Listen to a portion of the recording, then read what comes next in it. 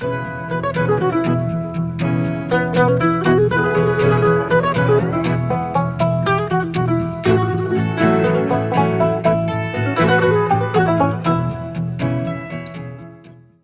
there, I'm Steve Smith, CEO of Airlink, and thank you for joining me for this episode of Flightpath.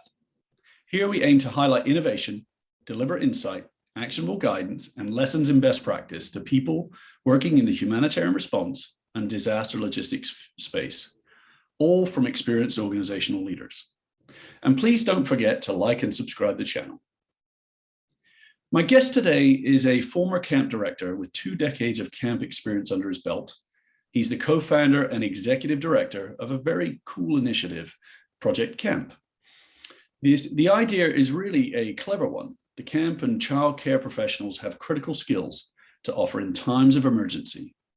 And in developing their Tacticamp model, Project Camp strives to use the model and structure of camp to bring joy, therapy, and peace of mind to children and families impacted by natural disasters. At Project Camp, my guest oversees all incident deployments, workshops, volunteer training, fundraising, strategic partnerships. Mikey Latner, welcome to the show, and thank you so much for joining me. Thanks for having me. It's a pleasure to be here.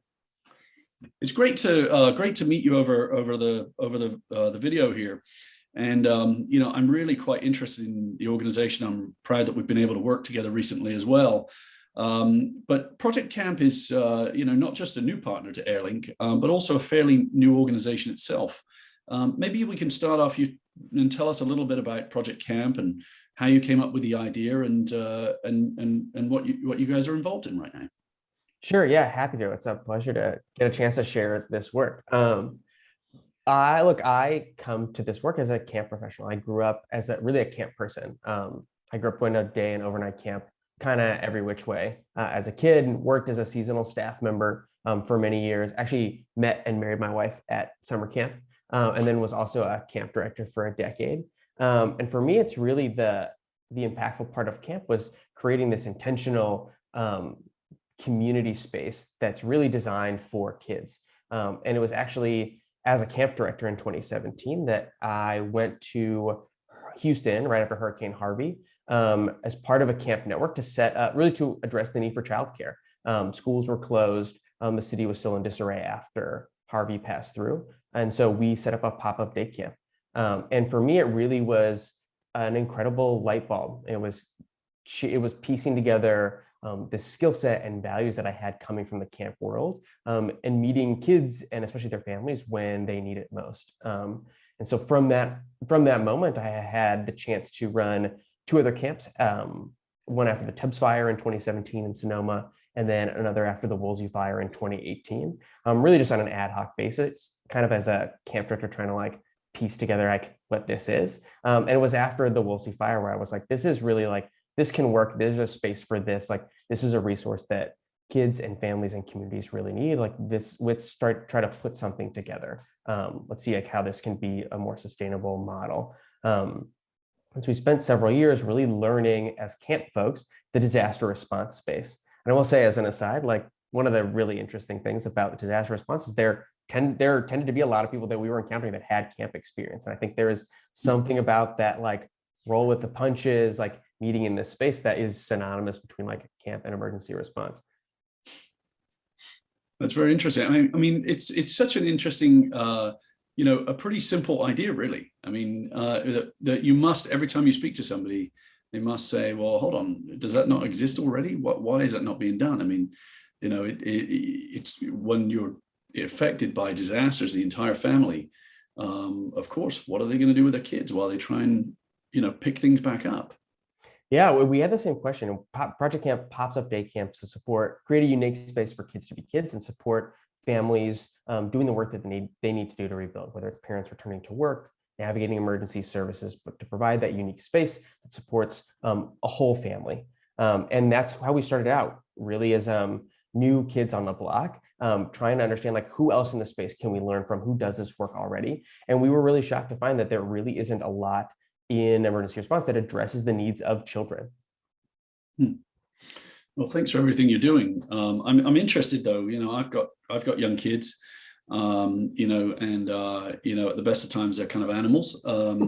And, you know, but there must be some really unique challenges that you've had to overcome and that you face. I know you with your background in working at camps, but talk to me a little bit about sort of what's unique about working with children in these situations.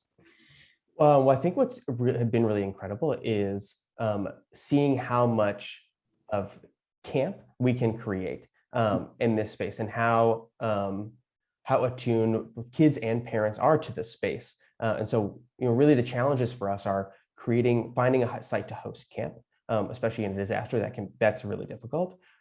Connecting to local partners on the ground for volunteers. You know, our volunteers are teachers, they're teens and young adults with day camp, overnight at camp experience, but we really prioritize volunteers from within the community because of that empathetic, emotional connection to what's going on. You know, we recognize ourselves as an external organization, and so in entering a community, we really want to partner with the community and its members to provide the resource where it's needed most. The third thing really is that trust and voice with parents, and so it's been really important for us to be able to connect with school districts and houses of worship, boys and girls clubs, YMCA's, to be able for them to be the voice for parents to say, hey, this resource exists, we're popping up this camp. Once kids and parents walk in the front door, I think we're all really shocked by how much people are like, oh yeah, it's camp. You know, it's a space where kids instantly recognize. When we were in Quincy, California for the Dixie Fire, we were at a school. And so it's natural for kids and parents to be like, okay, yeah, I'm dropping my kid off at school. And that has a real therapeutic benefit to creating that like warmth and sense of safety. The challenge really has been, being able to create that sense of camp inside of this bubble of everything else that's going on around you. In Reno, people had been evacuated from South Lake Tahoe region, so people, like, lives are all up in the air. In Quincy, you know, there's still fire trucks everywhere, and and smoke in the air. The AQI is over 200. Like, there's still an understanding that we're in this very unique and uncomfortable space, and so that the challenge for us isn't to gloss over that fact, but it's to really try to create fun and safety and joy for kids in the middle of that. And so, thank you. So leads kind of into my next question.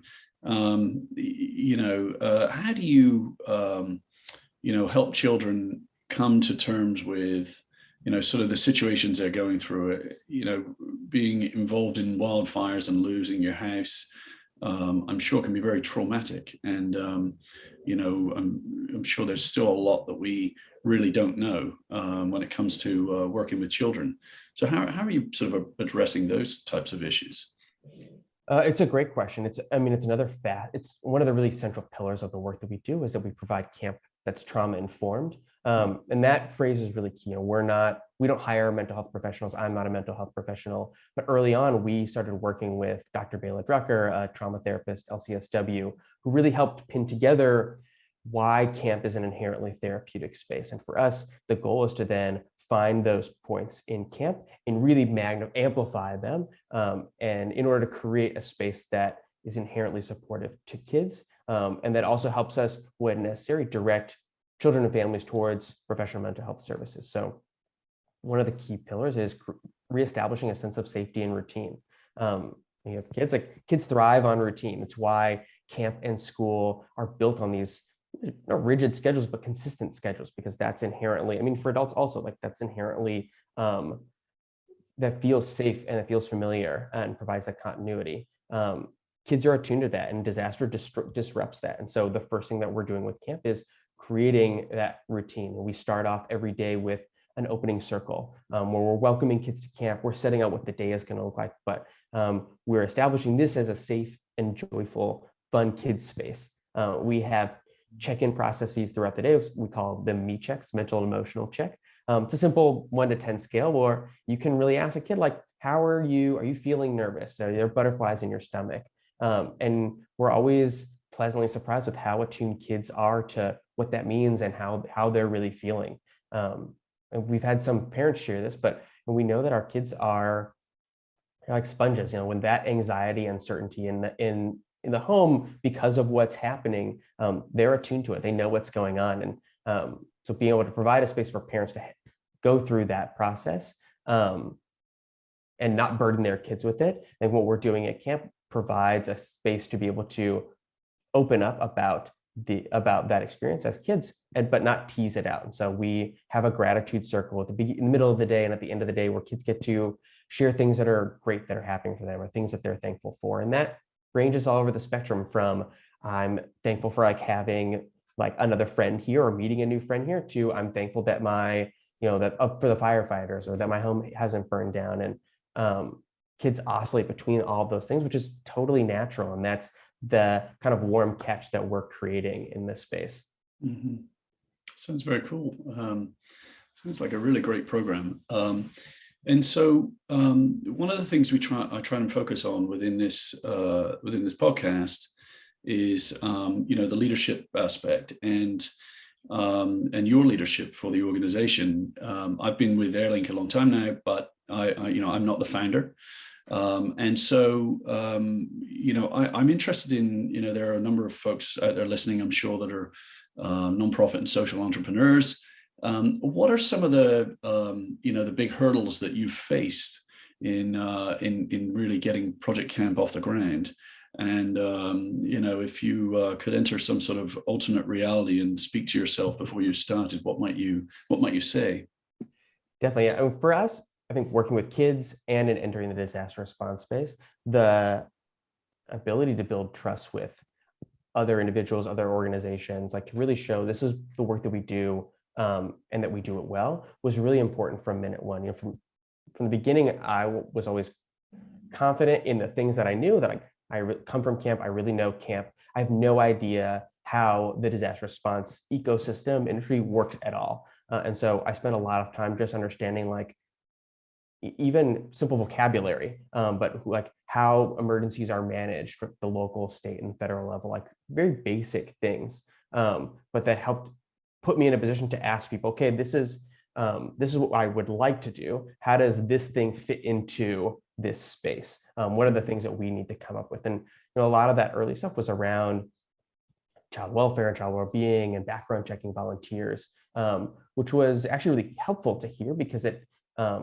allowed me to code switch that information back into camp. Camps generally, like good camps, have very proficient background checking and vetting processes for volunteers. There are a lot of policies and procedures put in place for the health and well-being of kids for the right reasons. And hearing that come from the disaster response space and being able to see where there was overlap and code switch what was connected but was just spoken about differently, was really helpful for me in terms of learning, okay, this is how camp can fit into this space.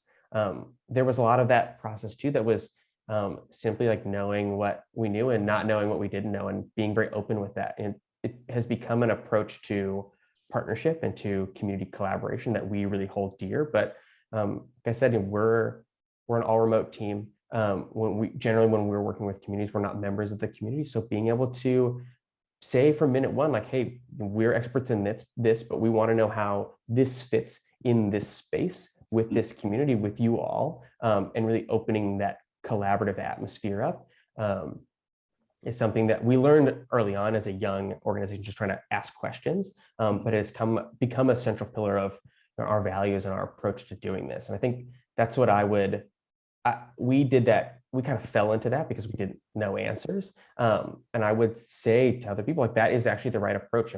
We wanted to start doing what we did, running camp and letting others asking others and letting others guide and provide advice. Like, this is how this can work here, or this is how this fits into this space, or this is how disaster response organizations work with each other, and this is how you should communicate with them. There was a lot of that, and that required a lot of humility and learning to say, oh, I don't know. But I think that ultimately served us better and continues to serve us. We still don't know everything. We're still learning a ton. And I think it's for a good reason. Yeah, well, join the club. This is a humanitarian sector, and disaster response is tremendously complicated, and I'm sure it always will be. So that's great. So tell me, you're very busy now. You're You have programs running, and you're growing. A stock question: 5 years, 10 years. What are you thinking? We started this summer really focusing on wildfires in California. The majority of our team is here. It was where a lot of like our early conversations and relationships came from, how we learned a lot. And so for us to be able to put the plan into action, be able to test things out and be able to slowly scale, that was a big deal this year for us. The goal is to be doing this nationally. So we've already built relationships with several states along the Gulf: Texas, Louisiana, Arkansas, Oklahoma, to be able to provide complementary camp in response to hurricanes and tropical storms, as we have been doing with wildfires. But our goal really is to scale this work nationally and to be in every community and supporting every kid that's impacted by disaster. And so, we look at the next 5 to 10 years really at a combination of where are disasters occurring frequently, and with climate change increasing the frequency and severity of disasters, there are communities that are disproportionately impacted in specific areas, in our rural communities, low-income communities, communities of color. That's where we want to be learning and engaging in conversation and starting to put this work into place.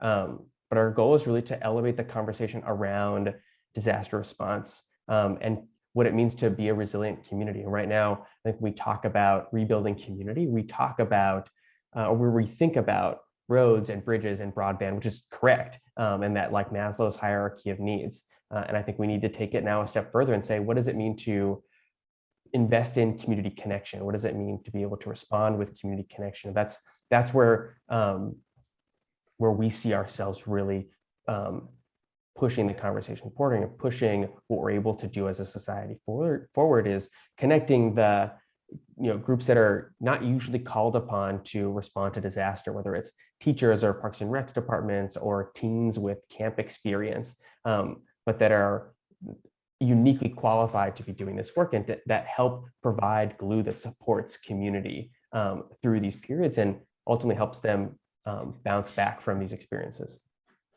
Yeah, that's great, and it's really interesting. Parallels with what we do at Airlink and using the aviation sector.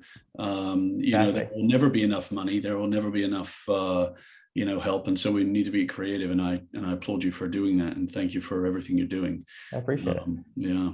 Well, I think that's all we have time for today, and. Mikey, I want to thank you for joining me. Thank you for all the work you and your colleagues are doing. A really great story. Thank you for letting me and Airlink be part of your journey. We look forward to supporting you guys on your current and future missions. It's been really great to talk with you today. To my audience, please don't forget, like and subscribe to our channel. And until next time, thank you so much for joining us.